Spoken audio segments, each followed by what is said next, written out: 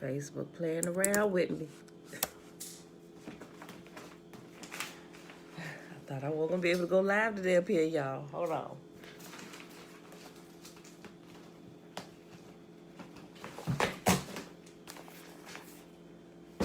I'm like, surely, I've said something. I've said something that they didn't quite like.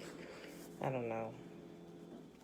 But they locked my account. It's like first time I've ever seen this particular thing pop up, and I actually didn't realize it till a few minutes ago when I was trying to get up here live, and then I checked my messages, and my cousin said, "Hey, cousin, you in Facebook jail?" So I was trying to figure out like what is going on with my account.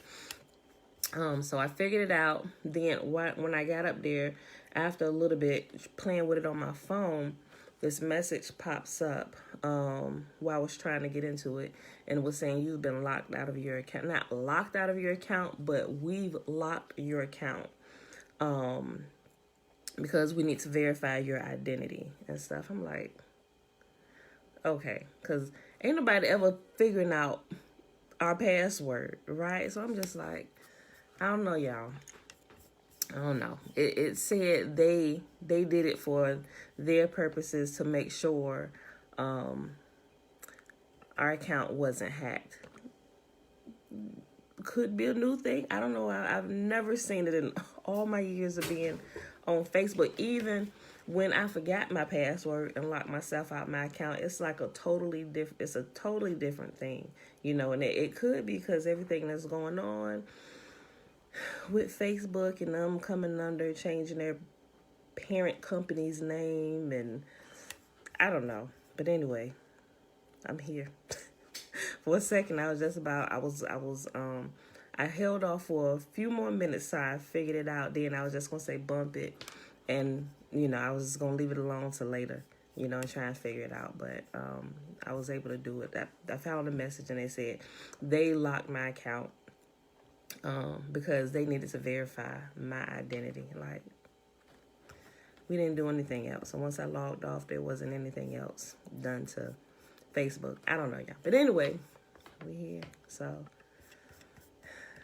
thought I was in Facebook jail. But I'm not, y'all. So, I guess they verified me. But anyway, happy Wednesday, everybody. It is November the 3rd. 2021, day 293 of year 3.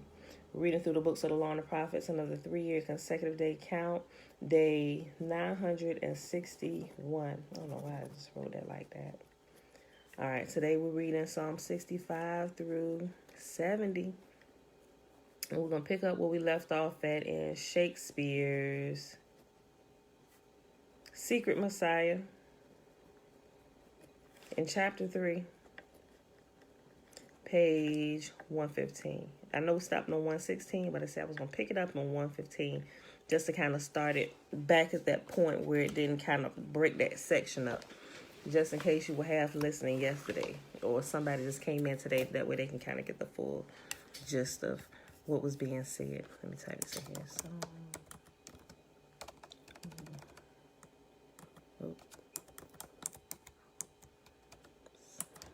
65, that way I have this ready. All right, y'all.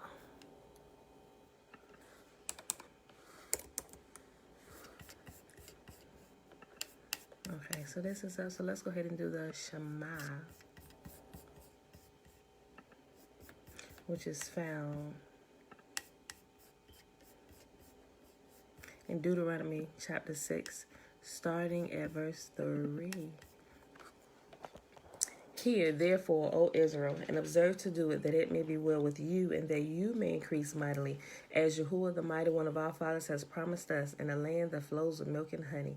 Hear, O Israel, Yahuwah, our mighty one, he is one, and you shall love Yahuwah, your mighty one, with all your heart, and with all your soul, and with all your might. And these words which I command you this day shall be in your heart, and you shall teach them diligently unto your children, and shall talk of them when you sit in your house, and when you walk by the way, and when you lie down, and when you rise up. And you shall bind them for a sign upon your hand, and they shall be as frontlets between your eyes. And you shall write them upon the posts of your house and on your gates. And Yahuwah commanded us to do all these statutes, to fear Yahuwah, our mighty one, for our good always, that he might preserve us alive, as it is at this day. And it shall be our righteousness if we observe to do all these commandments before Yahuwah, our mighty one, as he has commanded us. All right, beautiful people. Put this in here and get that ready. Memorize it. Psalm 65. All right. Shalom, slow show. All right, y'all. Yo, YouTube. All right, y'all. Psalm 65. This is for the choir director. A song. A psalm of David. What mighty praise, O Yah, belongs to you in Zion. We fulfill our vows to you, for you answer our prayers. All of us must come to you. Though we are overwhelmed by our sins, you forgive them all. What joy for those you choose to bring near, those who live in your holy courts. What festivities await us inside your holy temple. You faithfully answer our prayers with awesome deeds. O Yahuwah, our Savior, you are the hope of everyone on earth, even those who sail on distant seas. You formed the mountains by your power and armed yourself with mighty strength. You quieted the raging oceans with their pounding waves and silenced the shouting of the nations. Those who live at the ends of the earth stand in awe of your wonders. From where the sun rises to where it sets, you inspire shouts of joy. You take care of the earth and water it, making it rich and fertile. The river of Yahuwah has plenty of water. It provides a bountiful harvest of grain, for you have ordered it so. You drench the plowed ground with rain, melting the clods and leveling the ridges. You soften the earth with showers and bless its abundant crops. You crown the year with a bountiful harvest. Even the hard pathways overflow with abundance. The grasslands of the wilderness become a lush pasture, and the hillsides blossom with joy. The meadows are clothed with flocks of sheep, and the valleys are carpeted with grain. They all shout and sing for joy. Next chapter, Psalm chapter 66. It's for the choir director. A song, a psalm. It's both. It says a song and a psalm. Okay. Shout joyful praises to Yahuwah, all the earth. Sing about the glory of his name. Tell the world how glorious he is. Say to Yahuwah, how awesome are your deeds. Your enemies cringe before your mighty power. Everything on earth will worship you. They will sing your praises, shouting your name in glorious songs. Come and see what our God has done, what awesome miracles he performs for people. He made a dry path through the Red Sea, and his people went across on foot. There we rejoice in him, for by his great power he rules forever. He watches every movement of the nations. Let no rebel rise in defiance. Let the whole world bless our God and loudly sing his praises. Our lives are in his hands, and he keeps our feet from stumbling. You have tested us, O Yah. You have purified us like silver. You captured us in your net and laid the burden of slavery on our backs. Then you put a leader over us. We went through fire and flood, but you brought us to a place of great abundance. Now, I come to your temple with burnt offerings to fulfill the vows I made to you. Yes, the sacred vows I made when I was in deep trouble. That is why I am sacrificing burnt offerings to you, the best of my rams as a pleasing aroma, as a sacrifice of bulls and male goats. Come and listen, all you who fear Yahuwah, and I will tell you what he did for me. For I cried out to him for help, praising him as I spoke. If I had not confessed the sin in my heart, Yahuwah would not have listened. But Yahuwah did listen. He paid attention to my prayer. praise Yahuwah, who did not ignore my prayer or withdraw his unfailing love from me. Next chapter, Psalm chapter 67. For the choir director, a song, a psalm to be accompanied by stringed instruments. May Yahuwah be merciful and bless us. May his face smile with favor on us.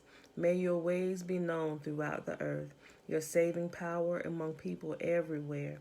May the nations praise you, O Yah. Yes, may all the nations praise you. Let the whole world sing for joy, because you govern the nations with justice and guide the people of the whole world.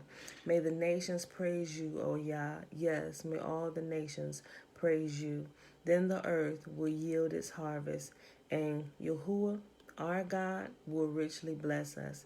Yes, Yahuwah will bless us, and people all over the world will fear him. Psalm chapter 68 is for the choir director, a song, a psalm of David. Rise up, O Yah, and scatter your enemies. Let those who hate Yah run for their lives. Blow them away like smoke. Melt them like wax in a fire. Let the wicked perish in the presence of Yah, but let the godly rejoice. Let them be glad in Yahuwah's presence. Let them be filled with joy. Sing praises to Yahuwah and to his name. Sing loud praises to him who rides in the clouds. His name is Yahuwah. Rejoice in his presence. Father to the fatherless, defender of widows, that is Yah, whose dwelling is holy. Yahuwah places the lonely in families. He sets the prisoners free and gives them joy, but he makes the rebellious live in a sun-scorched land. O Yahuwah, when you led your people out from Egypt, when you marched through the dry wasteland, the earth trembled, and the heavens poured down rain before you, the God of Sinai, before you, O Yah, the God of Israel. You sent abundant rain, O Yah, to refresh the weary land. There your people finally settled, and with a bountiful harvest, O Yah, you provided for your needy people. Yahuwah gives the word, and a great army brings the good news. Enemy kings and their armies flee, while the women of Israel divide the plunder. Even those who lived among the sheepfolds found treasure, doves with wings of silver and feathers of gold. The Almighty scattered the enemy kings like a blowing snowstorm on Mount Zalmon. The mountains of Bashan are majestic, with many peaks stretching high into the sky. Why do you look with envy, O rugged mountains, at Mount Zion, where Yahuwah has chosen to live, where Yahuwah himself will live forever? Surrounded by unnumbered thousands of chariots, Yahuwah came from Mount Sinai into his sanctuary. When you ascended to the heights, you led a crowd of captives. You received gifts from the people, even from those who rebelled against you. Now Yahuwah, our God, will live among us there. Praise Yahuwah, our Savior, for each day he carries us in his arms. Our God is a God who saves. Yahuwah, the sovereign Lord, rescues us from death. But Yahuwah will smash the heads of his enemies, crushing the skulls of those who love their guilty ways. Yahuwah says, I will bring my enemies down from Bashan. I will bring them up from the depths of the sea. You, my people, will wash your feet in their blood, and even your dogs will get their share. Your procession has come into view, O Yah, the procession of my God and King as he goes into the sanctuary. Singers are in front, musicians behind. Between them are young women playing tambourines. Praise Yahuwah, all you people of Israel. Praise Yahuwah, the source of Israel's life.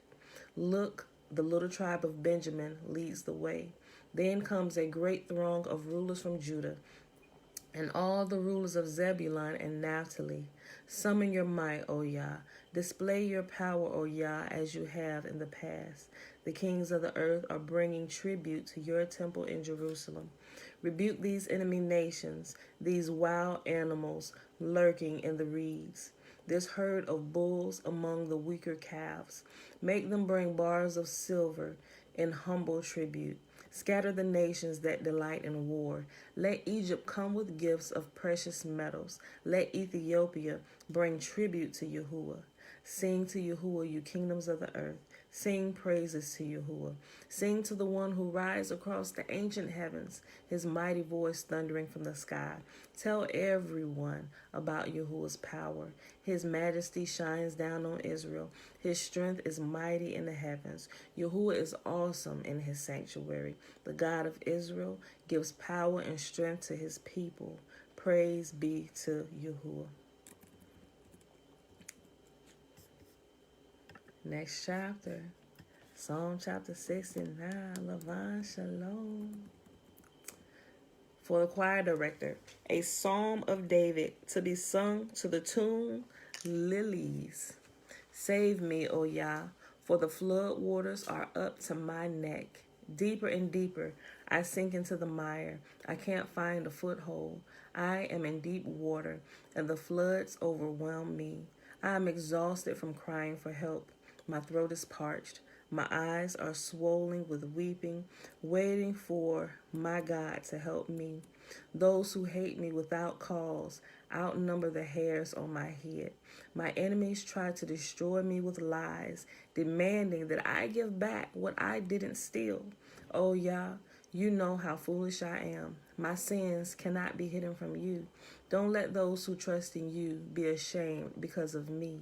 O sovereign Lord, Yahuwah, the God of heaven's armies, don't let me cause them to be humiliated. O God of Israel, for I endure insults for your sake. Humiliation is written all over my face. Even my own brothers pretend they don't know me. They treat me like a stranger. Passion for your house has consumed me, and the insults of those who insult you have fallen on me. When I weep and fast, they scoff at me. When I dress in burlap to show sorrow, they make fun of me. I am the favorite topic of the town gossip, and all the drunks sing about me. But I keep praying to you, O Yah, hoping this time you will show me favor. In your unfailing love, O Yah, answer my prayer with your sure salvation. Rescue me from the mud. Don't let me sink any deeper.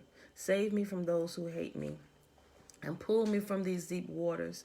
Don't let the floods overwhelm me, or the deep waters swallow me, or the pit of death devour me. Answer my prayers, O Yah, for your unfailing love is wonderful. Take care of me, for your mercy is so plentiful. Don't hide from your servant. Answer me quickly, for I am in deep trouble. Come and redeem me. Free me from my enemies. You know of my shame, scorn, and disgrace. You see all that my enemies are doing. Their insults have broken my heart, and I am in despair. If only one person would show some pity, if only one would turn and comfort me. But instead, they give me poison for food. They offer me sour wine for my thirst. Let the bountiful table set before them become a snare, and their prosperity become a trap. Let their eyes go blind so they cannot see, and make their bodies shake continually. Pour out your fury on them. Consume them with your burning anger. Let their homes become desolate and their tents be deserted. To the one you have punished, they add insult to injury. They add to the pain of those you have hurt. Pile their sins up high and don't let them go free. Erase their names from the book of life and don't let them be counted among the righteous. I am suffering and in pain. Rescue me, O Yah, by your saving power. Then I will praise Yahuwah's name with singing, and I will honor him with thanksgiving. For this will please Yahuwah more than sacrificing cattle, more than presenting a bull with its horns and hooves. The humble will see their God at work and be glad. Let all those who seek Yahuwah's help be encouraged. For Yahuwah hears the cries of the needy. He does not despise his imprisoned people. Praise him, O heaven and earth, the seas and all that move in them. For Yahuwah will save Jerusalem and rebuild the towns of Judah. His people will live there and settle in their own land. The descendants of those who obey him will inherit the land, and those who love him will live there in safety. Last chapter for the day, y'all. Psalm chapter 70 for the choir director. A psalm of David asking Yahuwah to remember him. Please, Yah, rescue me. Come quickly, Yah, and help me. May those who try to kill me be humiliated and put to shame. May those who take delight in my trouble be turned back in disgrace. Let them be horrified by their shame, for they said, Aha, we've got him now. But may all who search for you be filled with joy and gladness in you. May those who love your salvation repeatedly shout, Yahuwah is great. But as for me, I am poor and needy. Please hurry to my aid, O Yah. You are my helper and my savior. O Yah, do not delay. Oh, I love that reading so much. All right, y'all, that was it. That was a really short chapter. All right, so let's go ahead and hop over here. Shayla Betwabu. Betwabu. And for those who forgot what Betwabu means, it's a greeting, recognizing that you are the house of Yah, the house of the Father, right? Okay, so page 115 of chapter 3, Titus and Andronicus. We're going to go back. We stopped on 116, but I'm going back to the beginning of page 115 because I think all of this needs to be kept together in one reading so you can kind of just follow it along. Okay. The key to understanding the play's symbolic level is Aaron. Remember we talked about this paragraph and he remember they they knew. They just put it in here that Aaron was a Moor, right? We kind of went over that a little bit, realizing Moor are black people. They are actually, Moors are Negroes, right? There's a difference between African black people and Negro black people. All right? Okay. The key to understanding the play's symbolic level is Aaron, who is described as a Moor, M-O-O-R. Though Shakespeare's use of the term Moor has often been seen as describing someone of African Negro, he has Negro in here in parentheses. Though Shakespeare's use of the term Moor has often been seen as describing someone of African Negro descent, in Elizabethan England, the word could be applied to any dark-skinned person. In the Shakespearean literature, the term is used as a euphemism for Jews. For example, Othello, Shakespeare's most famous Moor, indicated in his death soliloquy that he was a Jew by referring to himself as a base Judean and a circumcised dog. Further, Emilia Bassano's family remember, Emilia Bassano is Shakespeare. Shakespeare is a woman. That is her real name. Shakespeare is her stage name or her playwright name or her cover, right? For example, Othello, Shakespeare's most famous Moor, indicated in his death soliloquy that he was a Jew by referring to himself as a base Judean and a circumcised dog. Furthermore, Emilia Bassano's family were swarthy Moroccan Jews. Swarthy also meaning dark hue, dark complexion, black folk, right? Swarthy was used a lot in the older books like the 1600s, 1700s, 1800s. It just changed over the years from swarthy then to, different terms like we have today that we hear still prevalent today, like black, African American, Negro, right? It was also swarthy. Further, Emilia Bassano's family were swarthy Moroccan Jews who were referred to as black by Gentiles. They called themselves Moors and took the mulberry tree, which is the Morus, M-O-R-U-S, as their family's symbol. In the case of the character Aaron, the playwright makes his Jewishness obvious by giving him the biblical name of the grandson of the founder of the priestly Levite tribe.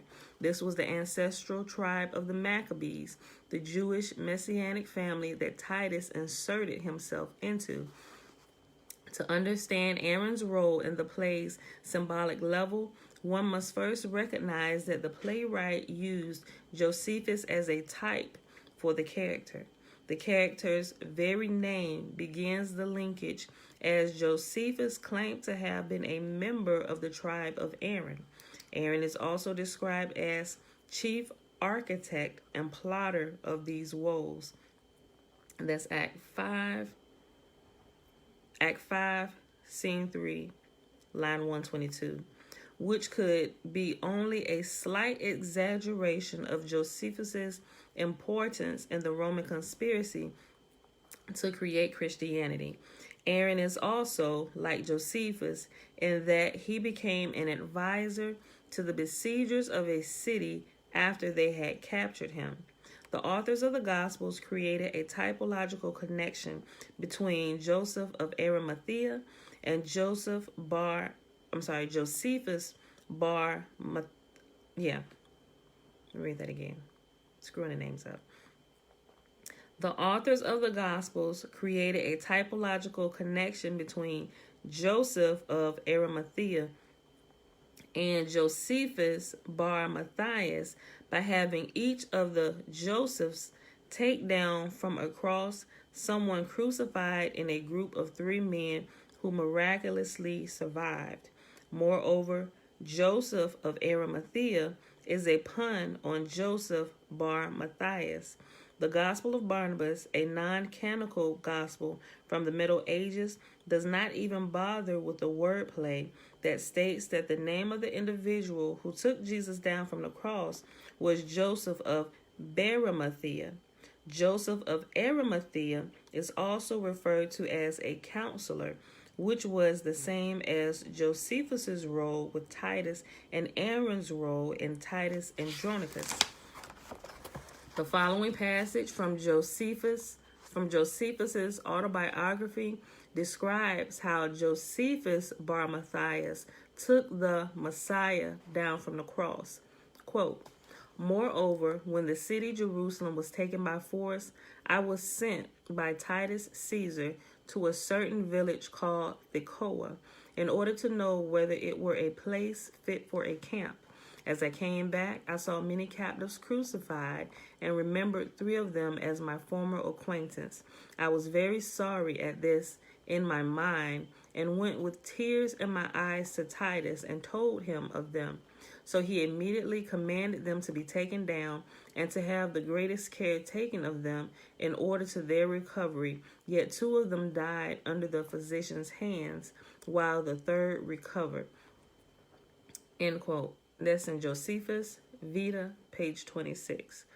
Knowing that the Joseph of Arimathea's actions in the Gospels foresaw Josephus Bar Matthias bringing a royal child down from the cross clarifies the meaning of the following amazing passage from Titus and Andronicus. This is the passage that alerted me to the hidden satire in the Shakespearean literature. Aaron continues the typology begun by Joseph of Arimathea by bringing yet another royal child down from a cross. Notice that Shakespeare makes the point that the child is to be crucified with the exact words that Paul used in describing Jesus' crucifixion, which is quoted, "hanged on a tree," which can be found in Acts chapter 5, verse 30. The passage begins with Aaron and his royal child being captured and brought for judgment to Lucius, Titus's son, who has been made leader of the Goths. And this is where we actually paused yesterday, and this is where this conversation goes back and forth between Aaron and Lucius. So pay attention. Yahuwah is one, shalom. Okay. Enter a Goth. This is quote. "Enter a Goth leading Aaron with his child in his arms." Second Goth. Okay, this is second Goth speaking. "Renowned Lucius, from our troops, I strayed to gaze upon a ruinous monastery.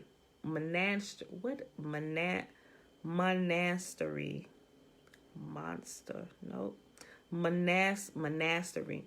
Forgive me if I screw up some of these words. They talking in the year 1600 language. Okay. Renowned Lucius, from our troops I strayed to gaze upon a ruinous monastery, and as I earnestly did fix mine eye upon the wasted building, suddenly I heard a child cry underneath a wall. I made unto the noise, when I soon heard the crying babe controlled with this discourse. Peace, tawny slave, half me and half thy dam. Did not thy hue bewray whose brat thou art? Did not thy hue bewray whose brat thou art? Had nature lent thee but thy mother's look, villain, thou mightest have been an emperor, but where the bull and cow are both milk white, they never do beget a coal black calf. Peace, villain, peace. Even thus he rates the babe. For I must bear thee to a trusty Goth, who, when he knows thou art the empress's babe, will hold thee dearly for thy mother's sake. With this, my weapon drawn, I rushed upon him, surprised him suddenly, and brought him hither, to use as you think needful of the man. Lucius, O worthy Goth, this is the incarnate devil. Called the baby a devil. O worthy Goth, this is the incarnate devil that robbed Andronicus of his good hand. This is the pearl that pleased your empress's eye, and here's the base fruit of his burning lust. Say, wall-eyed slave, whither wouldest thou convey this growing image of thy fiend-like face? Why dost not speak? What, deaf? Not a word? A halter. Soldiers, hang him on this tree, and by his side his fruit of bastardy. Aaron, touch not the boy, he is of royal blood. Lucius, too like the sire for ever being good, first hang the child, that he may see it sprawl, a sight to vex the father's soul withal. Give me a ladder. A ladder is bought, which Aaron is made to ascend. Aaron, Lucius, save the child, and bear it from me to the empress. If thou do this, I will show thee wondrous things that highly may advantage thee to hear. If thou wilt not, befall what may befall, I'll speak no more, but vengeance rot you all. Aaron, first know thou I begat him on the empress. Lucius, O most insatiate and lustrous woman. End quote. Was taking a pause in a play. In the following lines, the author repeats the concept of trimming human limbs, creating an enigma the reader must decode. In other words, the reader must recognize that the author is typologically linking to Josephus's version of a crucifixion, which also described a trimming or a pruning. Okay, now the conversation about to pick back up. Aaron, tut Lucius, this was but a deed of charity to that which thou shalt hear of me anon. 'Twas her 2 sons that murdered Basinius. They cut thy sister's tongue and ravished her, and cut her hands and trimmed her, as thou sawest. Remember, yesterday we found out that they raped, it was, what was her name, Tamar? They raped not the Tamar from the Bible, but a different Tamar. I think it was Tamar, but his name was pretty similar. Tamar, they raped her, they cut out her tongue, and they chopped off her hands, right? Lucius, O detestable villain, callest thou that trimming? Aaron, why she was washed and cut and trimmed, and 'twas trimmed for sport for them that had the doing of it. They say she was washed. Well, we know what washed means, right? A couple of the men washed her, or in other words, they raped her. Jeez, Pete. Boy, this language, this should have been X-rated stuff here. Listen. Aaron, why she was washed and cut and trimmed, and 'twas trimmed for sport for them that had the doing of it.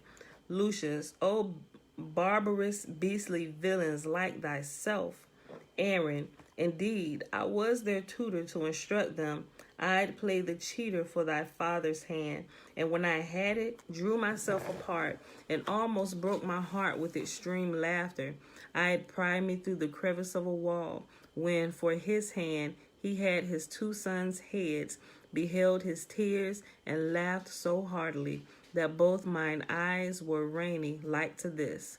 Lucius, bring down the devil, for he must not die so sweet a death as hanging presently. He said, oh, we ain't gonna hang you. That's too good of a death for you. We need to find something dastardly to send your soul into oblivion. I'll read that again. Lucius, bring down the devil, for he must not die so sweet a death as hanging presently. Aaron, if there be devils, would I were a devil, to live and burn in everlasting fire, so I might have your company in hell, but to torment you with my bitter tongue. And that's the end of this act 5, scene 1, lines 20 through 150. Throughout the play, Aaron inflicts one torture after another on Titus to satirically punish Titus Flavius for his crimes against the Jews. He causes his sons to be beheaded and his daughter to be raped and mutilated. Aaron even tricks Titus into letting him prune off one of his hands, or cutting off one of his hands. Y'all remember that from yesterday too? Jeez, it peaks. Aaron even tricks Titus into letting him prune off one of his hands by claiming that by doing so, he will win the release of his sons. In the following passage, Titus watches helplessly as his sons are led off to be beheaded, a plight that Titus Flavius handed to many Jews. Like, so, bro, I cut my hand off so my sons could live, and then you still take them to behead them? Like, bro, you should have kept both your hands. At least you had two hands to fight with. Why they trying to kill you? But, okay, those are just my thoughts. In the following passage, Titus watches helplessly as his sons are led off to be beheaded, a plight that Titus Flavius handed to so many Jews. Quote, enter judges, senators, and tribunes, with Marcius and Quintus bound, passing on to the place of execution, Titus going before pleading. So it's like the narration of this scene, what's happening. They entering in with the sons in handcuffs. Yes. You can get some cake in a minute, but don't try and cut that right now. We'll cut it when I'm done after you end the video, okay? Okay. Titus. Yeah, we'll get you some ice cream too. Titus Andronicus. Hear me, grave fathers, noble tribunes, stay, for pity of mine age, whose youth was spent in dangerous wars, whilst you securely slept. For all my blood in Rome's great quarrel shed, for all the frosty nights that I have watched, and for these bitter tears which you now see, filling the aged wrinkles in my cheeks. Be pitiful to my condemned sons, whose souls are not corrupted as 'tis thought. For 22 sons I never wept, because they died in honor's lofty bed. And then it says, lieth down the judges and see, comma, pass by him and exuent. O reverend tribunes, O gentle aged men, unbind my sons, reverse the doom of death, and let me say that never wept before, my tears are now prevailing orators. End quote. That's Act 3, Scene 1, lines 1 through 26. Titus then finds out, just as his namesake did the Jewish Messiah, that his daughter has been pruned. That is, her arms and tongue have been cut off. Enters Marcus and Lavinia. Marcus Andronicus. Titus, prepare thy aged eyes to weep, or if not so, thy noble heart to break. I bring consuming sorrow to thine age. Titus Andronicus. Will it consume me? Let me see it then. Marcus Andronicus. This was thy daughter. Titus Andronicus, why, Marcus, so is she. Lucius, me, this object kills me. Titus Andronicus, faint-hearted boy, arise and look upon her. Speak, Lavinia, what accursed hand hath made these handless, hath made thee handless in thy father's sight? What fool hath added water to the sea, or brought a faggot to bright burning Troy? My grief was at the height before thou camest, and now, like Nilus, it disdaineth bounds. Give me a sword, I'll chop off my hands too, for they have fought for Rome, and all in vain, and they have nursed this woe in feeding life. In bootless prayer have they been held up, and they have served me to the effectless use. Now all the service I require of them is that the one will help to cut the other. 'Tis well, Lavinia, not Tamar, it was Lavinia. 'Tis well, Lavinia, that thou hast no hands, for hands to do Rome's service are but vain. Lucius, speak, gentle sister, who hath martyred thee? Marcus Andronicus, oh, that the delightful engine of her thoughts, that blabbed them with such pleasing eloquence, is torn forth from that pretty, hollow cage, where, like a sweet, melodious bird, it sung sweet, varied notes, enchanting every ear. Lucius, oh, say thou for her, who have done this deed. Like, he had to go into all this detail to say, look, bro, she ain't got no tongue. She ain't going to be able to tell you. But if only if you could read her thoughts, though, she'd rat them out. He said, well, tell me who did it then. I'm going to start over. Lucius, speak, gentle sister, who hath martyred thee? Marcus Andronicus, oh, that delightful engine of her thoughts, that blabbed them with such pleasing eloquence, is torn forth from that pretty hollow cage. He called her face a pretty hollow cage. Let me keep reading. Oh, that delightful engine of her thoughts, that blabbed them with such pleasing eloquence, is torn from forth that pretty hollow cage, where, like the sweet melodious bird, it sung sweet varied notes, enchanting every ear. Lucius, oh, say thou for her, who have done this deed? Marcus Andronicus, oh, thus I found her, straying in the park, seeking to hide herself, as doth the deer that hath received some unrecurring wound. Titus Andronicus, it was my dear, and he that wounded her hath hurt me more than he had killed me dead. For now I stand as one upon a rock, environed with a wilderness of sea, who marks the waxing tide grow wave by wave, expecting ever when some envious surge will in his British bowels swallow him. This way to death my wretched sons are gone. Here stands my other son, a banished man, and here my brother weeping at my woes. But that which gives my soul the greatest spurn is dear Lavinia, dearer than my soul.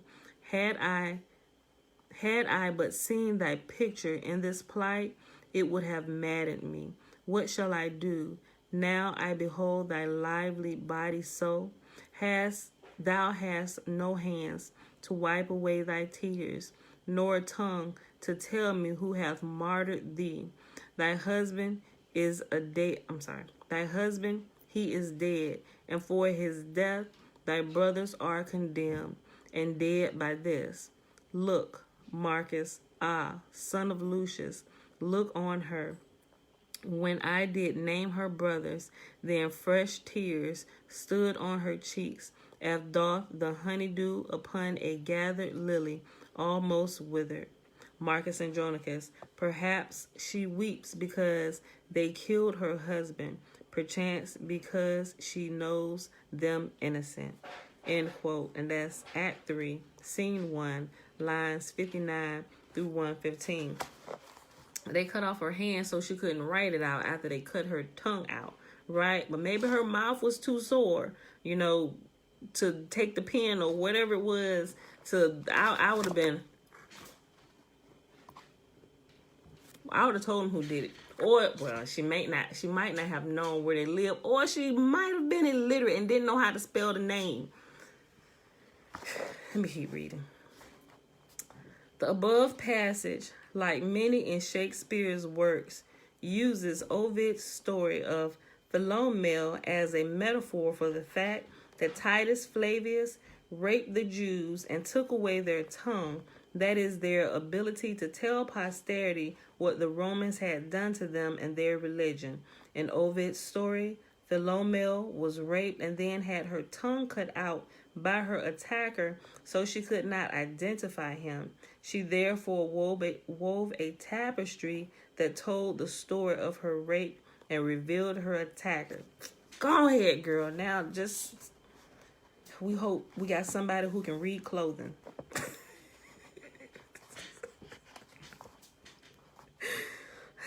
I play too much. Since Philomel gained her revenge by cooking the child born out of his assault and then serving him to her rapist, Ovid's story works perfectly for someone wishing to reverse the cannibalism satire of the Gospels. Thus, after having her tongue and hands cut off by her rapist, Lavinia, like Philomel, uses her mouth and feet to... Okay, look. I know I ain't tripping. All right. So maybe I don't play too much. Hold on, look. Let me read this again. Since Philomel gained her revenge by cooking the child born out of his assault and then serving him to her rapist, Ovid's story works perfectly for someone wishing to reverse the cannibalism satire of the Gospels. Thus, after having her tongue and hands cut off by her rapist, Lavinia, like Philomel, uses her mouth and feet to control a stick and write her attackers' names in the sand. So she wasn't illiterate, right? Okay, so it's had a little bit, okay. The playwright makes the reference to Philomel obviously by having Lavinia turn the pages of Ovid with... They play too much. Look. The playwright makes the reference to Philomel obvious by having Lavinia turn the pages of Ovid with her stumps until she reaches the correct story. The playwright is explicitly inviting the reader to make a typological parallel between Lavinia. I'm sorry, y'all. Some words just send me reeling and laughter because I be imagining all of this. The scene, y'all probably can't see what's going on in my head that I'm laughing at, but I'm going to keep reading. I'm going to read the sentence again because it was funny. The playwright makes the reference to Philomel obvious by having Lavinia turn the pages of Ovid with her stumps until she reaches the correct story. The playwright is explicitly inviting the reader to make a typological parallel between Lavinia and Philomel and goes on to mention the need to look at the movements in sequence patterned by that the poet here describes. The playwright's reference to patterns refers to the parallel sequence of events between Jesus and Titus's ministries, which she knew would be comprehensible to the reader once the satire in the Gospels was made known. Imagery linked to Ovid's character Philomel is used throughout the works of Shakespeare and Salve Deus to symbolize the truth as Emilia saw it. Remember, Emilia is Shakespeare, right? Her religion had been raped and muted and could not speak this truth plainly. She therefore created her work as a tapestry that revealed through art what could not be stated plainly, and that portrayed her enemy. She therefore created her work as a tapestry that revealed through art what could not be stated plainly, and that portrayed her enemies cannibalizing themselves. Excuse me. The following statement by Titus, made after he has discovered that his daughter has been trimmed. That just, oh, you know what? That is going to stick in my mind. Like, it's horrible, right? To say people without limbs that people lose limbs different ways, but to look at them as being trimmed like they were trees, I don't know. It baffles me sometimes the way they spoke. It's like, that's not politically correct. The following statement by Titus, made after he has discovered that his daughter has been trimmed, is a direct communication from the playwright to the informed reader. Quote, "What shall we do? Let us have our tongues, plot some device of further misery to make us wonder at in time to come." End quote. That's Act 3, Scene 1, lines 134 through 136. This is an important statement from Titus that clearly shows that Emilia Bassano, or Shakespeare, understood Titus Flavius's reason for creating the Gospels. Titus had a tongue, the ability to write history, and plotted some further misery, the humiliation of the Jews, he believed would happen after its satirical level was understood, from the express purpose of making posterity wonder at him. The context that the statement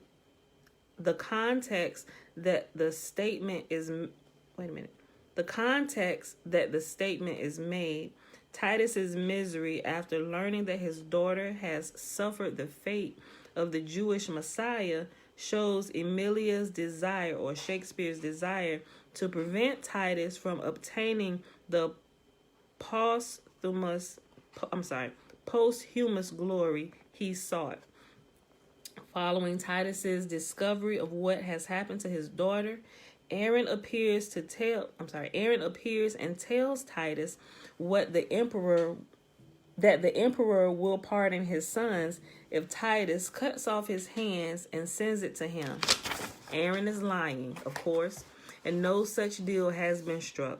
The playwright then arranges for Aaron to be the one to deliver the blow that cuts off Titus's hand, thus creating a perfect reversal of the Gospel's satire, wherein Titus pruned the Messiah of the family of Aaron. In this version of the story, Aaron is not the one who is pruned, but instead he takes an eye for an eye, as instructed by the Hebrew Bible. And this is, okay, so this is going to go back and forth for a little bit between Aaron, Titus, Lucius, Tamora. A clown hops in the conversation. Like, seriously, it says clown. Saturnus, a Goth. Okay. Oh, this is a long conversation. Where we at? Ooh, 53 minutes. I wonder if I can get... Oh, okay, so this conversation goes on to the end of the chapter. Yes, babe. What's my stuff to be here? In a few days. Okay, because it's not like full page, we're gonna just go ahead and read this full conversation, y'all, to the end of the chapter. So we should be done about 10 minutes, maybe a little less than that. Mom, shalom, shalom. Okay.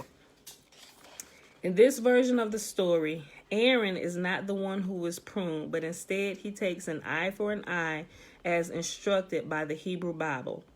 Quote, and here's where it goes. Aaron enters. Aaron, Titus Andronicus, my lord the emperor, sends thee this word, that if thou love thy sons, let Marcus, Lucius, or thyself, old Titus, or any one of you, chop off your hand and send it to the king, for he for the same will send thee hither both thy sons alive, and that shall be the ransom for their faults. Titus Andronicus. O gracious emperor, O gentle Aaron, did ever raven sing so like a lark that gives sweet tidings of the sun's uprise? With all my heart, I'll send the emperor my hand. Good Aaron, wilt thou help to chop it off? Lucius, stay, father, for that noble hand of thine that hath thrown down so many enemies shall not be sent. My hand will serve the turn. My youth can better spare the blood than you, and therefore mine shall save my brothers' lives. Marcus Andronicus, which of your hands hath not defended Rome, and reared aloft the bloody battle axe, writing destruction on the enemy's castle? Oh, none of both, but are of high desert or high desert. Hold on. Oh, none of both, but are of high desert. My hand hath been but idle. Let it serve to ransom my two nephews from their death. Then have I kept it to a worthy end. Aaron, nay, come agree whose hand shall go alone, for fear they die before their pardon come. Marcus Andronicus, my hand shall go. Lucius, by heaven it shall not go. Titus Andronicus, sirs, strive no more. Such withered herbs as these are meet for plucking up, and therefore mine. They so dumb. Lucius, sweet father, if I shall be thought thy son, let me redeem my brothers both from death. Marcus Andronicus, and for our father's sake and mother's care, now let me show a brother's love to thee. Titus Andronicus, agree between you, I will spare my hand. Lucius, then I'll go fetch an axe. Marcus Andronicus, but I will use the axe. Exeunt Lucius and Marcus leave out the room. Titus and Andronicus, come hither, Aaron. I'll deceive them both. Lend me thy hand, and I will give thee mine. Aaron, aside, if that be called deceit, I will be honest, and never whilst I live deceive men so, but I'll deceive you in another sort, and that you will say, hath an hour passed. Cuts off Titus's hand. Lucius and Marcus come back in the room. Titus and Andronicus, now stay your strife. What shall be is dispatched. Good Aaron, give his majesty my hand. Tell him it was a hand that warded him from 1,000 dangers. Bid him bury it. More hath it merited that let it have. As for my sons, say I account of them as jewels purchased at an easy price, and yet dear too, because I bought my own. Aaron, I go, Andronicus, and for thy hand. Look by and by to have thy sons with thee. Aside, their heads, I mean. Oh, how this villainy doth fate me with the very thoughts of it. Let fools do good and fair men call for grace. Aaron will have his soul black like his face. Exit. Titus Andronicus. Oh, here I lift up this one hand to heaven and bow this feeble ruin to earth.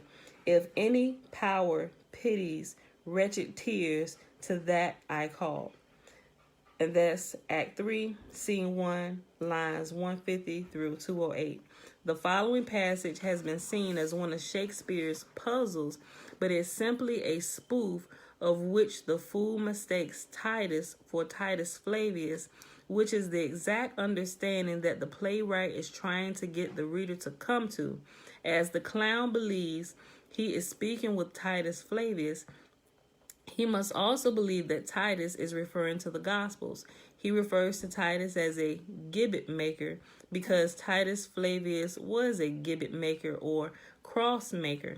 Titus indeed crucified thousands of Jews, including his literary creation, Jesus. Another incoherent aspect of the passage that is now sensible is the clown's statement that the gibbet maker says that he had taken them down again because the man must not be hanged until next week. The clown is simply continuing his confusion by comically mistaking the royal child who will be hung on a tree later in Titus Andronicus, with those already taken down from the cross in other stories, i.e. the Gospels and Wars of the Jews. Titus, for his part, is convinced that the fool is carrying a message from Jupiter, that is, God himself, while the fool thinks his mission has something to do with a brawl involving his uncle.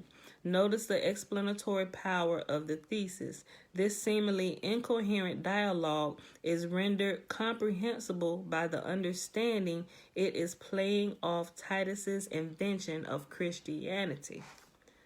Quote, Titus Andronicus, we will solicit heaven and move the gods to send down justice for to wreak our wrongs. Come to this gear. You are a good archer, Marcus. He gives them the arrows. Add Jovim, that's for you. Here. Add Apollyon. Add Martine, that's for myself. Here, boy, to Pallas. Here, to Mercury, to Saturn, Chaos, not to Saturnine. You were as good to shoot against the wind. To it, boy, Marcus, loose when I bind. Of my word I have written to effect, there is not a god left unsolicited. Marcus, kinsman, shoot all your shafts into the court. We will afflict the emperor in his pride. Titus Andronicus, now, masters, draw. They shoot. Oh, well said, Lucius. Good boy, in Virgo's lap. Give it to Pallas. Marcus, my lord, I aim a mile beyond the moon. Your letter is with Jupiter by this. And that's Act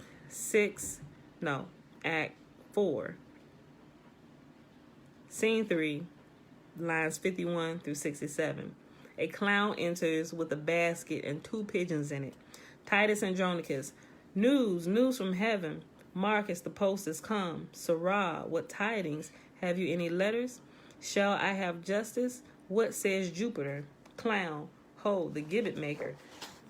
He says that he hath taken them down again, for the man must not be hanged until next week.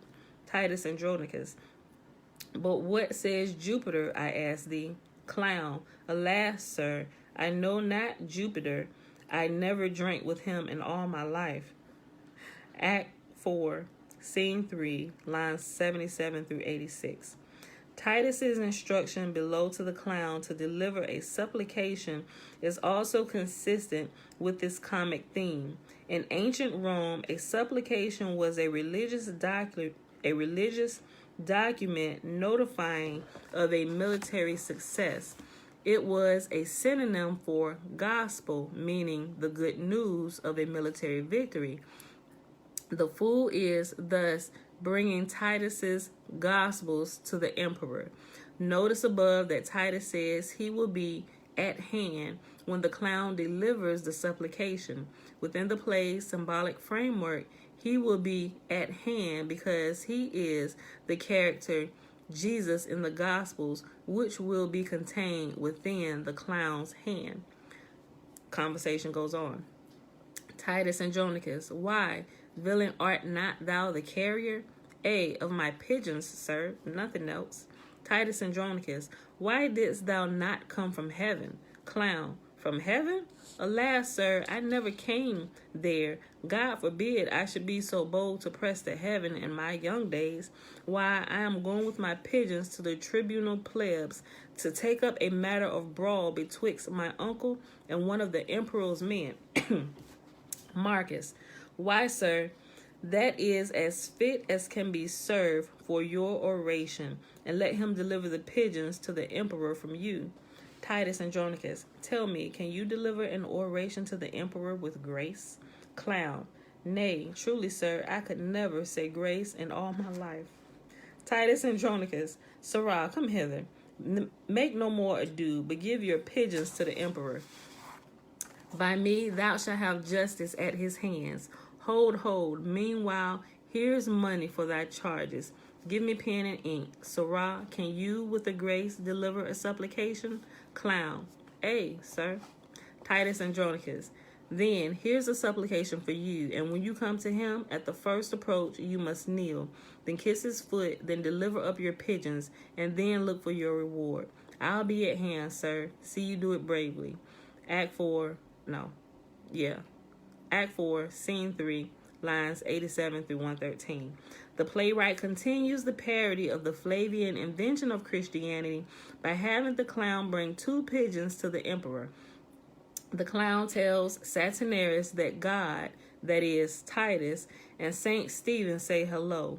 The clown brings the 2 pigeons to indicate that the Messiah, Aaron's child, has been born, since the Gospels in Luke chapter 2, verse 24, state that when the Messiah was born, the law required that 2 pigeons be sacrificed. Boy, they get so detailed in these shenanigans. Yo. This conversation picks back up. Tomorrow. How now, good fellow?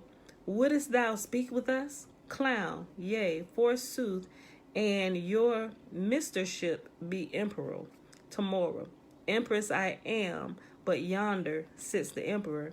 Clown. 'Tis he. God and St. Stephen give you good den, or good day. I have brought you a letter and a couple of pigeons here. Saturnus reads the letter. Saturnus, go, take him away and hang him presently. Clown, how much money must I have?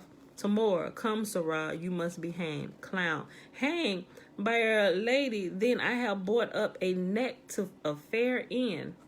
And that's the end of that conversation. That's Act 4, Scene 4, lines 39 through 50. The clown gives a salutation in the passage above from God, because the fool believes that Titus is Jesus. The fool is executed because the emperor, understandably, is displeased to receive a gospel in which Titus claims to be God. The play continues with its most obvious reversal of the gospel's satire. The scene in which Titus fools not the Jewish royal family, but the Gentile nobility into eating human flesh. This passage completes Aaron's triumph over the Gentiles, including not only Titus and the Roman royals, but also Tamora the Goth, and by her 2 sons. Aaron has already humiliated Saturnus by seducing and impregnating Tamora in a reenactment of Josephus's parody of the Annunciation. Aaron, as a type of Joseph of Arimathea, confirmed that this child was a Messiah by bringing the child down from the cross. Now, at this feast, some Gentiles are served as pie, while others are hacked to pieces. However, one individual surprisingly survives the carnage, the son of Aaron, the new Moorish, that is, Jewish, introduction into the Roman royal family. The royal child has been inserted into the Gentiles' royal lineage to complete the reversal of the Roman satire in the Gospels, whereby Caesar inserted himself into the Jews' messianic lineage. We can only conjecture whether this depiction of a Jew inserted into the royal family of the Gentiles represents a wishful fantasy by Emilia Bassano or Shakespeare, or whether she was depicting a real organization that tried to gain control over the Gentiles by secretly planting crypto-Jews in positions of authority. However, it is interesting to note both the similarities and the differences between Marlowe and Shakespeare in their treatment of their Jewish protagonists. In both cases, the surface presentation is of unremitting and unrepentant evil on the part of the Moor, giving an impression that both authors are anti-Semitic and thus compliant to the political pressures of their times. But while Marlowe's Barabbas is boiled and metaphorically cannibalized in the end, Aaron is merely to be burned alive, but with no cannibalistic references, and the survival of his child represents the ultimate success of Aaron's dramatic reversal of the Flavian comic system.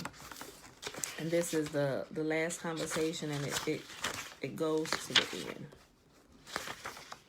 It goes to the end. Probably about 5 more minutes, y'all. Enter Lucius Marcus, and Goths with Aaron prisoner. Lucius, Uncle Marcus, since it is my father's mind that I repair to Rome, I am content. First Goth, and ours with thine befall what fortune will. Lucius, good uncle, take you in this barbarous Moor, this ravenous tiger, this accursed devil. Let him receive no sustenance. Fetter him till he be brought unto the empress' face, for testimony of her foul proceedings, and see the ambush of our friends be strong. I fear the emperor means no good to us. Aaron, some devil whisper curses in my ear, and prompt me that my tongue may utter forth the venomous malice of my swelling heart. Lucius, away, inhuman dog, unhallowed slave, sir, help our uncle to convey him in. Exit Goths with Aaron, flourish within. The trumpets show the emperor is at hand. Saturnus and Tamora enters with Aemilius, tribunes, senators, and others. Saturnus, what hath the firmament more sons than one? What hath the firmament more sons than one? Lucius, what boots it thee to call thyself a son? Now, when it says son here, it's not son S-O-N. They're using sun S-U-N, like the sun we see in the sky. What hath the firmament more sons than one? Lucius, what booted to tell thee to call thyself a son? Marcus Andronicus, Rome's emperor and nephew break the parle. These quarrels must be quietly debated. The feast is ready, which the careful Titus hath ordained to an honorable end, for peace, for love, for league, and good to Rome. Please you, therefore, draw nigh and take your places. Saturnus, Marcus, we will. Hot boys sound. The company sit down at the table. Enter Titus, dressed like a cook, Lavinia veiled, and young Lucius and others. Titus places the dishes on the table. Titus Andronicus, welcome, my gracious lord. Welcome, dread queen. Welcome, ye warlike Goths. Welcome, Lucius, and welcome all that cheer be poor. 'Twill fill your stomachs. Please you eat of it. Saturnus, what art thou thus attired, Andronicus?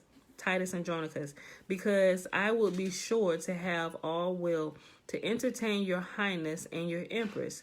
Tomorrow we are beholding to you, good Andronicus. Titus Andronicus, and if your highness knew my heart, you were. My lord the emperor, resolve me this. Was it well done of rash Virginus to slay his daughter with his own right hand, because she was enforced, stained, and deflowered? Saturnus, it was, Andronicus. Titus Andronicus, your reason, mighty lord? Saturnus, because the girl should not survive her shame, and by her presence still renew his sorrows. Titus Andronicus, a reason mighty, strong, and effectual, a pattern, precedent, and lively warrant for me most wretched to perform the like. Die, Lavinia, and thy shame with thee. And he kills Lavinia. Sheesh. And with thy shame, thy father's sorrow dies. So he felt that his father's sorrow would be put to an end if he didn't have to see his daughter like this anymore. I mean, I can understand that, but geez, she was only missing hands and a tongue.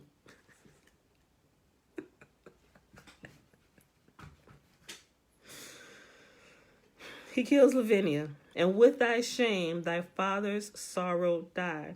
Saturnus, what hast thou done, unnatural and unkind?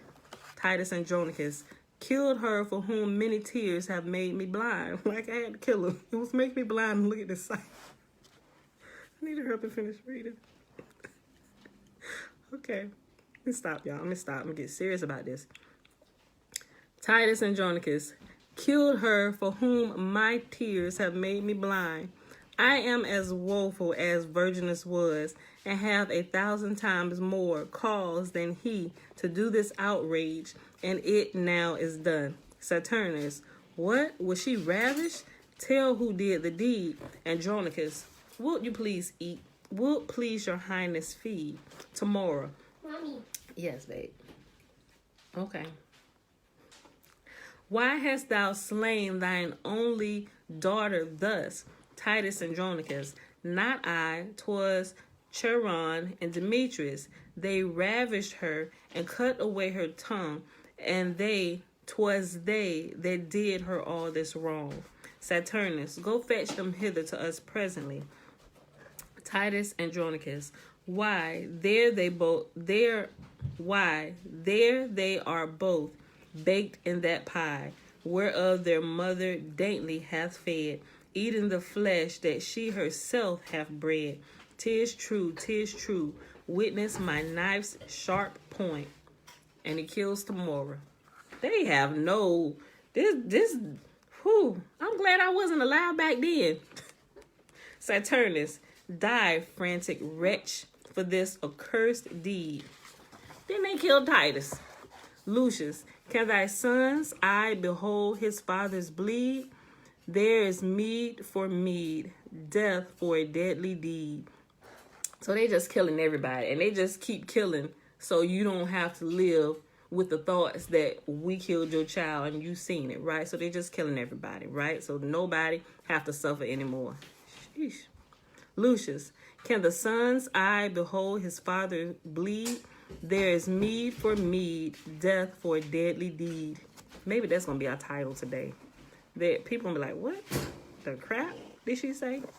Then he kills Saturnus, a great tumult. Lucius, Marcus, and others go up into the balcony. Marcus and Andronicus, you sad-faced men, people and sons of Rome, by uproar severed like a flight of fowl, scattered by wings and high tempestuous gusts.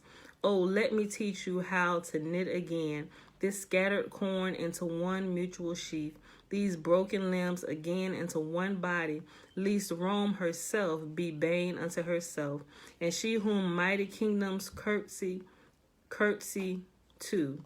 Like a forlorn and desperate castaway, do shameful execution on herself. But if my frosty signs and chaps of age, grave witnesses of true experience, cannot induce you to attend my words. To Lucius, speak, Rome's dear friend, as Speak, Rome's dear friend, as erst our ancestor, when this his solemn tongue he did discourse, to love-sick Dido's sad attending ear, the story of that baleful burning night, when subtle Greeks surprised King Priam's Troy. Tell us what Sinon hath bewitched our ears, or who hath brought the fatal engine in that gives our Troy, our Rome, the civil wound.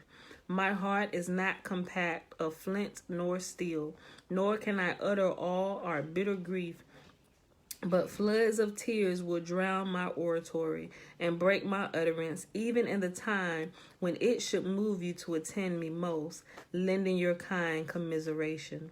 Here is a captain. Let him tell a tale. Your hearts will throb and weep to hear him speak. Lucius, then noble auditory, be it known to you that cursed Chiron and Demetrius were they that murdered our emperor's brother, and they it were that ravished our sister. For their fell faults our brothers were beheaded, our fathers' tears despised, and basely cousin of that true hand that fought Rome's quarrel out, and sent her enemies unto the grave. Lastly, myself unkindly banished, the gates shut on me, and turned weeping out to beg relief among Rome's enemies, who drowned their enmity in my true tears, and opened their arms to embrace me as a friend. I am the turned forth, be it known to you, that have preserved her welfare in my blood, and from her bosom took the enemy's point, sheathing the steel in my adventurous body. Alas, you know I am no vaunter. My scars can witness, dumb although they are, that my report is just and full of truth. but soft, methinks I do digress too much, citing my worthless praise, oh pardon me, for when no friends are by, men praise themselves. End quote. And that's Act 5, Scene 3, lines 1 through 117. At this point, the child of Aaron, which must be remembered, is the name of the Jews' Maccabean Messianic lineage recorded in the Dead Sea Scrolls. All right, babe. Call me after you finish this today. Okay. All right, son. Y'all be safe. Love y'all. Daddy. All right, y'all. We almost done. I wanna go work with you. Okay, we almost done, y'all. At this point, the child of Aaron, which must be remembered, is the name of the Jews' Maccabean Messianic lineage recorded in the Dead Sea Scrolls, is introduced. His appearance is subtle, and its meaning can only be understood in the context of the play being a reversal of the Gospel's typology. The Jewish child is now inside the Gentiles' royal lineage, just as Caesar had done to the Jews in the Gospel. The point is, that child will eventually rise to the throne. Quote, Marcus Andronicus, now is my turn to speak. Behold this child, pointing to the child in the arms of an attendant. Of this was Tamora delivered, the issue of an irreligious Moor. There's a black baby. We know who did it, right? Look. Of this 'twas Tamora delivered, the issue of an irreligious Moor, chief architect and plotter of these woes. The villain. Girl, what is you doing with my plant? Just sit on the floor. Sit right down on the floor. I'm trying to get this out of the freezer. Watch behind you. Okay. Chief architect and plotter of these woes. The villain is alive in Titus's house. And as he is to witness, this is true. I don't know, y'all. I just giggle. Y'all, I know all y'all done seen the movie Life with Martin and with Martin Lawrence and Eddie Murphy. When I was just reading this part, it said, of this was Tamora delivered, the issue of an irreligious Moor. I thought about that scene where they were standing out here in front of the little jailhouse, and the master's daughter had just been delivered of a baby. He said, who? Somebody said this blackity baby. And but that's the whole scene that popped in my head about this. As the pappy. Of this was Tamora delivered, the issue of an irreligious Moor, chief architect and plotter of these woes. Mom. The villain is alive in Titus's house, and as he is to witness, this is true. Now the judge. Mom. Yes. You help me. I told you to wait. Now you're trying to open it. Now judge what cause had Titus to revenge these wrongs unspeakably past patience, or more than any living man could bear. Now you have heard the truth. What say you, Romans? What have we done aught amiss? Show us wherein, and from the place where you behold us now, the poor remainder of Andronicus will, you're welcome, hand in hand, all headlong cast us down, and on the ragged stones beat forth our brains, and make a mutual closure of our house. Speak, Romans, speak, and if you say we shall, lo, hand in hand, Lucius and I will fall. Emilius, come now, thou reverent man of Rome, and bring our emperor gently in thy hand. Lucius, our emperor, for well I know the common voice do cry, it shall be so. All hail, no, Lucius, all hail, Rome's royal emperor, Marcus Andronicus. Go into Titus's sorrowful house, to attendants, and hither hail that misbelieving Moor, to be adjudged some direful slaughtering death as punishment for his most wicked life. All the attendants exit. Lucius, Marcus, and the others descend. All, Lucius, all hail, Rome's gracious governor. Lucius, thanks, gentle Romans. May I govern so, to heal Rome's arms and wipe away her woe.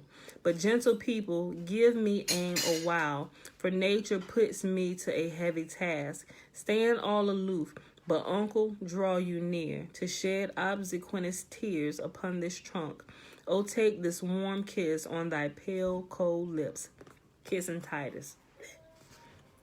These sorrowful drops upon thy blood-stained face, the last true duties of thy noble son, Marcus Andronicus.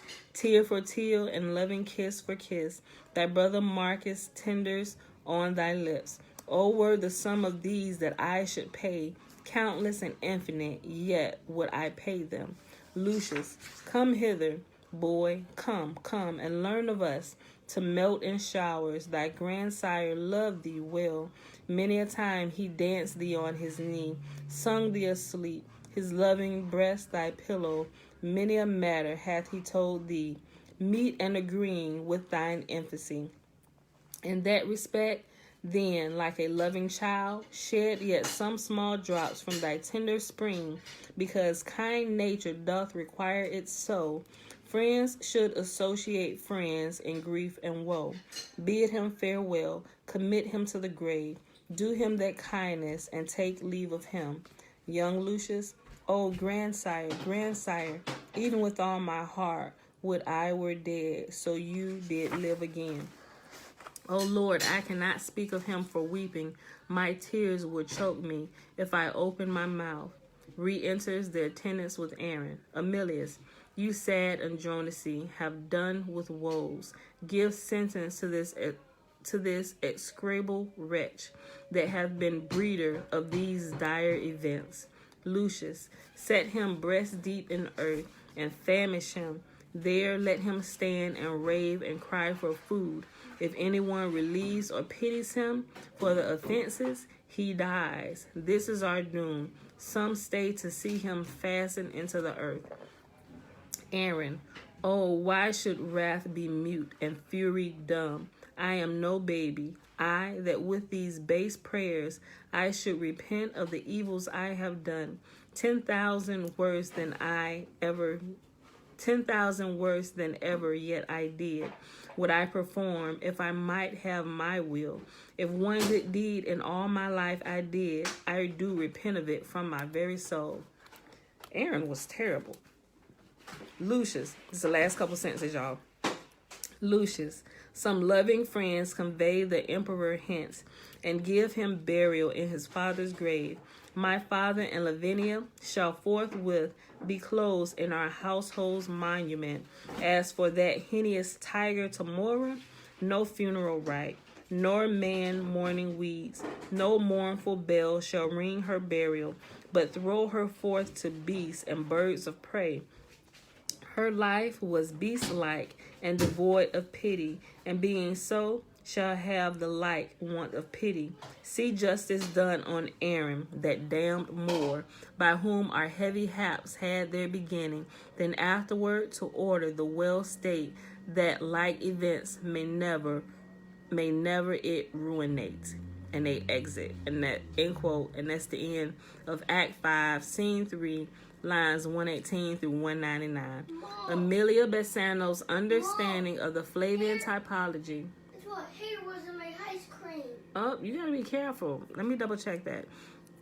Amelia Bassano's understanding of the Flavian typology was eventually passed on to certain Jewish groups. Julia Taymor, the Jewish director of the 1994 film adaptation of Titus Andronicus, chose to conclude the play with a scene of the blonde-haired Lucius carrying the dark-skinned child of Aaron into a bright future. Such a departure from the play's script could only have been selected by someone who understood the play's symbolic level. And that, my beautiful people, is the end of our reading and the end of Chapter 3. Chapter 4 is entitled Emilio Bassano. So this whole chapter is going through the details of Shakespeare, right? All right, so I hope y'all enjoyed the reading today. I know this is the longest video, extra 30 minutes that we've done in a while, but I wanted to finish that little scene. All right, y'all. So with that being said, thanks for hanging out. If you got to go to work, get on out of here. Bye. It is Wednesday, November the 3rd, 2021, day 293 of year 3 of reading through the books of the Law and the Prophets under the 3-year consecutive day count. It's day 961. We read Psalms chapter 65 through 70, and we read Shakespeare's Secret Messiah, the rest of chapter 3, from pages 115 all the way to page 141. All right, y'all. So let's go ahead and do the blessing so we can get out of here. Put this over here. Remember, the blessing is found in Numbers chapter 6, verses 22 through 27. Remember, the first 21 verses of Numbers chapter 6 is the Nazirite vow. Man or woman can take it. Mom? Yes, babe? I was eating my ice cream. Okay. And Yahuwah spake unto Moses, saying, speak unto Aaron. When I hear the name Aaron now, this whole reversal story just got me looking at the side eye. And Yahuwah spake unto Moses, saying, speak unto Aaron and unto his sons, saying, on this wise ye shall bless the children of Israel, saying unto them, Yahuwah will kneel before us, presenting gifts, and will guard us with a hedge of protection. Yahuwah will illuminate the wholeness of his being towards us, bringing order, and he will provide us with love, sustenance, and friendship. Yahuwah will lift up his wholeness of being and look upon us, and he will set in place all we need to be whole and complete. And they shall put my name upon the children of Israel, and I will bless them. All right, beautiful people. Mom? That's it. I Mom? love y'all. See y'all tomorrow, bright and early. You didn't put my name in it. You got ice cream and cake on the side of your lips. And we shall put Yahuwah's name upon Bella, and Yahuwah will bless you. All right? See y'all tomorrow morning, 7:15 a.m. Eastern Standard Time. Peace. All right, City, go ahead and end it right now. Her? End it.